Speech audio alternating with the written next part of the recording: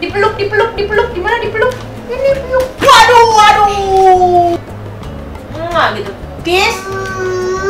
Kiss, kiss. Dipeluk, disoyong, soyong. Soyong. Soyong, baby. Ya, peluk ya, pintar ya. No. No. No means no, Kayla. Kayla, no. Kayla. 1, 2. Iya.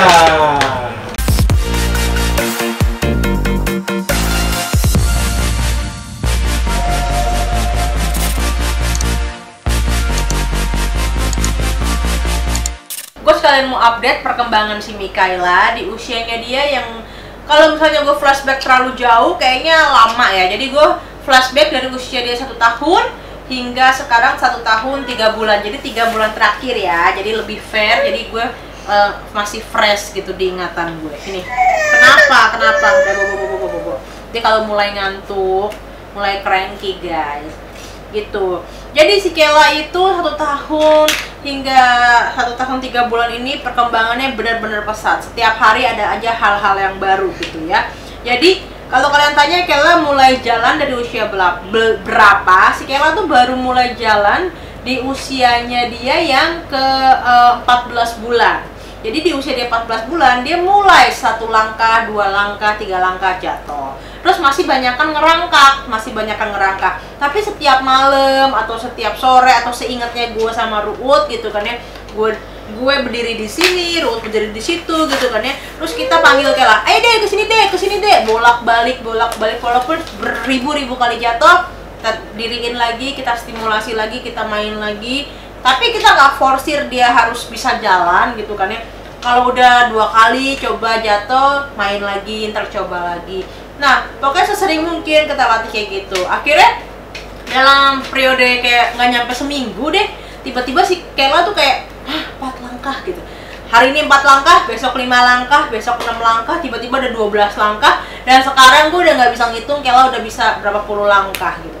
Sebenarnya dia udah sangat lancar, tapi matanya, kakinya yang masih meleng, dia nggak bisa ngelihat kalau ada level, kalau ada sesuatu, dia masih suka nabrak gitu.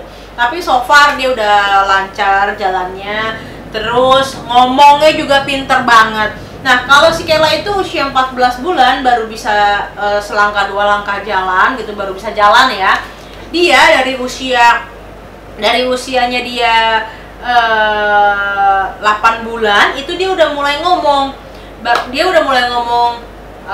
Mama, papa. Awalnya mama, papa ya. Tapi gue selalu bilang mami. Nah, mulai 1 tahun ke atas dia sudah bisa ngomong mami, papi. Paling sering sih dia ngomong papi. Jadi mami tuh kayak terakhir dia baru bisa. Jadi papi gitu ya. Nah, jadi untuk masalah ngomong, Kayla tuh lebih selangkah lah. Kalau misalnya jalannya dia terakhir baru bisa 14 bulan, tapi untuk ngomong, ceriwis dia tuh lebih pintar, lebih cepat mencerna kata-kata. Misalnya dari usia 8 bulan dia udah mulai ceriwis. Misalnya gue bilang, ayo deh ganti popok. Terus tiba-tiba dia ngomong popok, itu sangat jelas. Walaupun kalau gue suruh ulang lagi ya nggak bisa, tapi at least dia bisa meniru apa yang gue sebutin gitu. Nah kemudian si Kayla pertama kali manggil itu mama, tapi belum tahu artinya itu kalau mama. Serius? Kalau papa. Enggak kok, kan dulu.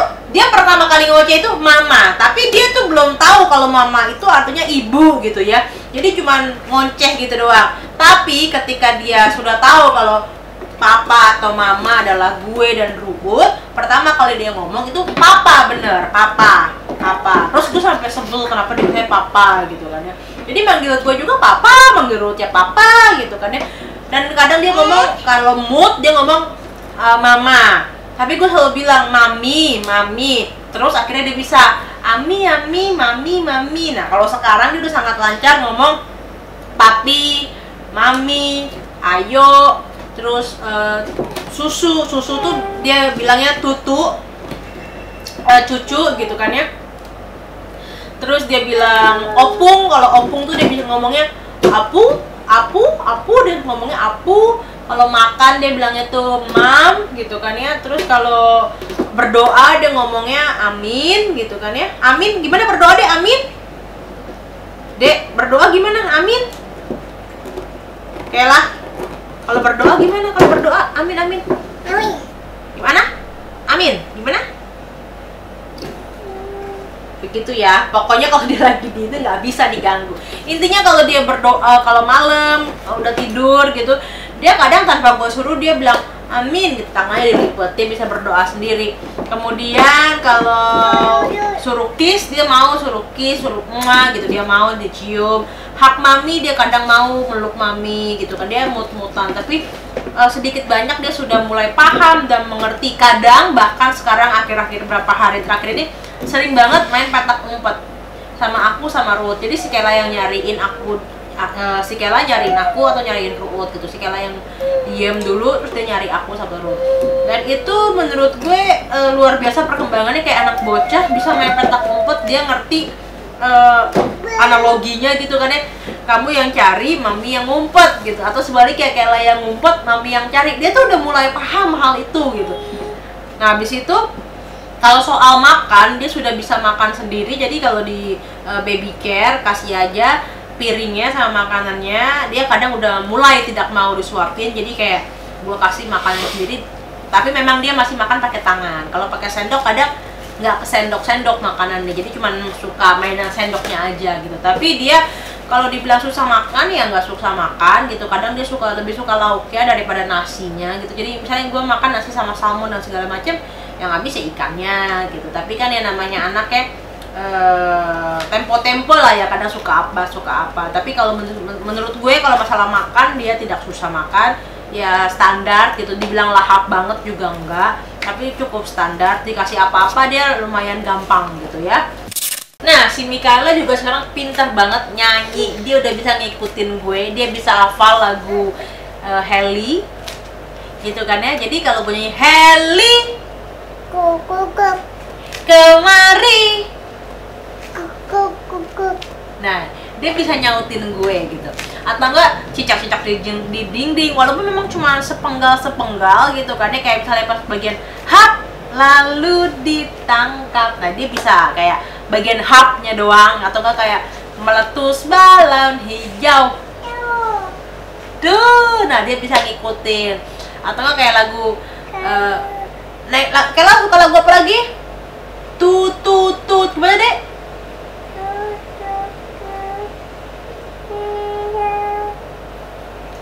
Tut siapa hendak ikut, gimana deh ya?